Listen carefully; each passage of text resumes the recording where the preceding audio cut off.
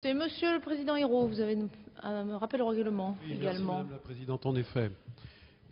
Nous sommes dans une semaine importante pour le gouvernement et la majorité, puisque c'est la semaine qui a été programmée pour faire voter l'augmentation de la TVA.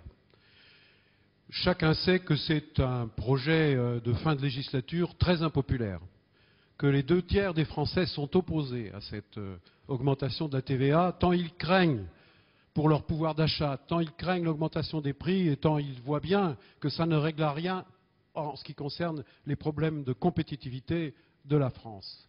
Et alors, il est révélateur que, avant cette séance, la commission des finances, où la majorité représente 2/3 des sièges, a été mise largement en minorité, non seulement grâce à la mobilisation de tous les députés de la gauche, mais parce que les députés de l'UMP et du Nouveau Centre, de la majorité, sont absents.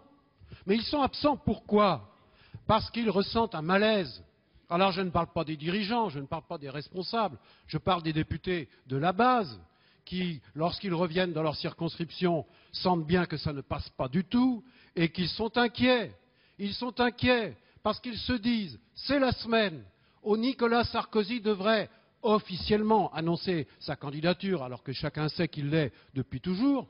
C'est cette semaine-là qu'on va nous obliger à voter une augmentation de la TVA qui va pénaliser les classes populaires et les classes moyennes, qui va transférer le financement de la politique familiale des entreprises vers les ménages, et en particulier les ménages les plus modestes, faute économique qui ne réglera rien, je le répète, pour la compétitivité des entreprises, cadeau pour de multiples entreprises, y compris les banques, mais faute sociale, et donc, en résumé, une faute politique. Alors que les députés UMP le ressentent mal, ne soient pas là, je le comprends. Mais ça va nous motiver davantage encore pour dire ce soir, demain et toute la semaine que cette augmentation de la TVA, nous n'en voulons pas et que nous demandons qu'elle soit rejetée. Et si, par malheur, elle était quand même votée par la majorité, alors vous savez tous que si demain, après l'élection présidentielle, François Hollande est élu président de la République,